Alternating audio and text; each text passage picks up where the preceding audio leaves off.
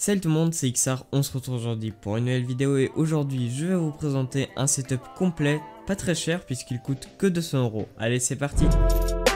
Donc voilà, avant de commencer la vidéo, et bien déjà je vous invite à vous abonner si ce n'est pas déjà fait puisque ça aide énormément la chaîne, et également si vous voulez vous pouvez toujours mettre la cloche pour être notifié des prochaines vidéos, et puis n'hésitez pas surtout à rester jusqu'à la fin puisque vous allez voir il y a certains produits qui valent vraiment le coup.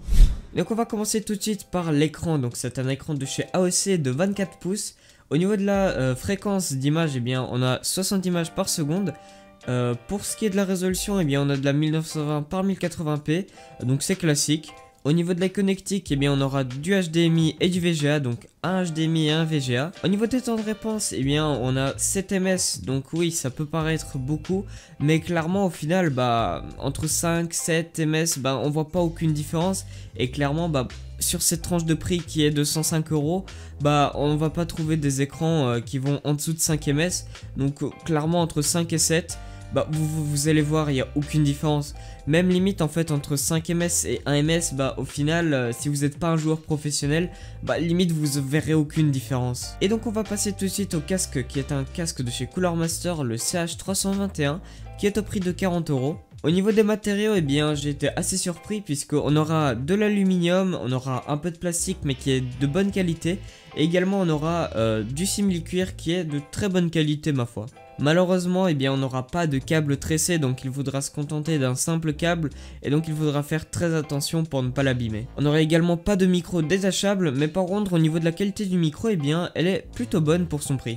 Et au niveau des oreillettes, eh bien elles englobent très bien les oreilles puisqu'elles sont assez grandes, donc c'est fait pour tout type d'oreilles. Également, eh bien ce qui est assez étonnant, c'est que le casque, eh bien il est RGB, donc vous pouvez le personnaliser avec les couleurs que vous voulez.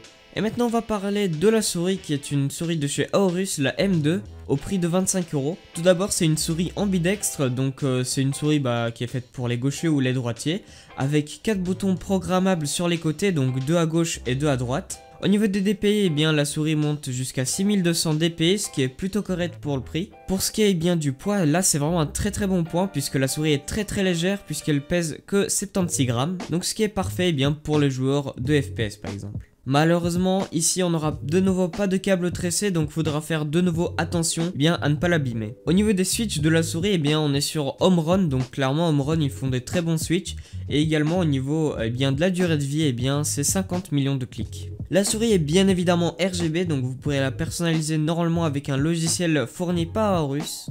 Pour accompagner la souris, j'ai choisi également un tapis de souris de chez Cooler Master qui est au prix de 8 €. Donc au niveau des dimensions du tapis de souris, on est sur 250 par 210 mm. Donc oui, certes c'est un tapis de souris qui est assez petit, mais je pense que ça risque d'aller pour la plupart des gens. Également, si j'ai pris ce tapis de souris, c'est surtout que pour le prix, on aura des bords cousus, ce qui peut augmenter grandement la durabilité de vie du tapis de souris. Et donc on va finir maintenant par le clavier, qui est un clavier de chez G-Lab, le Telerium. Malheureusement le clavier il est ici en membrane, puisque oui, si on veut avoir un setup au prix de 200 €, il faut bien savoir faire un sacrifice. Ici j'ai plutôt décidé de sacrifier le prix du clavier et avoir par exemple un meilleur écran et un meilleur casque. Mais voilà, ne vous inquiétez pas, clairement pour le prix je trouve que le clavier il vaut vraiment le coup, puisque sur le clavier on aura certaines fonctionnalités qu'il n'y en a même pas sur beaucoup de claviers mécaniques.